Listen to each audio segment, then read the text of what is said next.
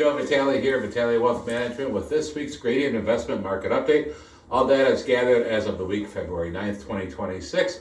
Hope everything's going great so far. We got a little heat wave in the 30s and 40s this week, so really excited about seeing the sun. Let's talk about the weekend review. Major U.S. stock indexes finished the week mixed. The S&P 500 slipped 0.09. NASDAQ was down 1.93 amid continued weakness in tech stocks. In contrast, the Dow Jones gained 2.5%, reached an all-new time high of $50,000 last Friday. U.S. large-cap stocks continued to extend their outperformance over growth, signaling a notable shift after several years of growth-led market leadership.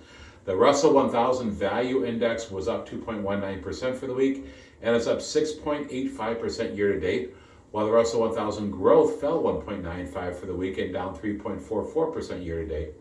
Bitcoin remained under pressure, extending its recent pullbacks. Prices fell as low as $61,000 during the week and ended down 17%. The cryptocurrency now trades at less than half its record high of $126,000, which was just 4 months ago. It's back up to just about $70,000 today as we speak. Today, I believe, is Tuesday, last time I checked.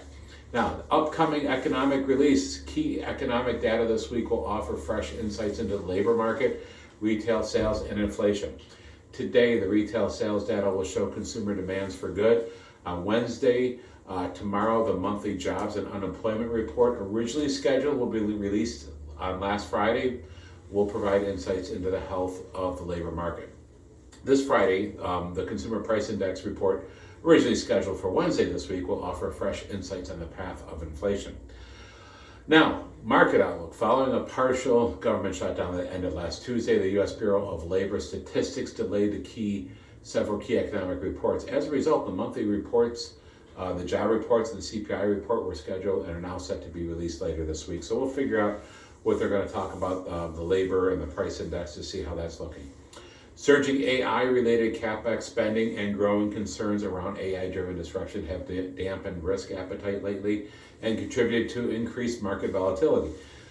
We talked about this before. We're going to see volatility. We are going to see always volatility, and it's not going away anytime soon, but there's good things in store.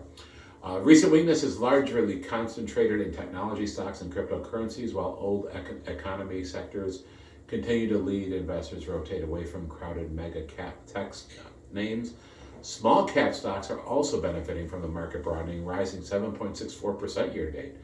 Earnings season is now more than halfway complete, and the information technology sector continues to lead broader markets. As of Friday, the tech sector is projected to deliver 34% earnings growth for Q4 last year, compared to an estimate of 13% earnings growth across all 11 sectors, which we talked about. That's earnings are leading the market, and that's why the market is doing so well. There has been no recent changes in the gradient portfolios. Last week, sometimes every quarter we got to rebalance them, and as we see fit. Let's talk about some stocks in the news. Google, which is owned in the Core Select, G33, G50, and Contrarian Choice, reported better than expected earnings with a 48% year-over-year growth in cloud revenue and rapid adoption of its Gemini AI. And the company also guided CapEx spending to double this year. Shares were down 6.32% for the week. Eli Lilly, owned in the Core Select, also beat expectations on both top and bottom line, driven by surging demand for its GLP-1 drugs, Zepbound and Mounjaro, and shares were up 1.35% for the week. Been a lot of talk about, the small cap stocks have been really underperforming, but as you just saw, up almost 7% this year already. We have a new portfolio called the SMID, the small and mid-cap portfolio that we've been talking a lot about.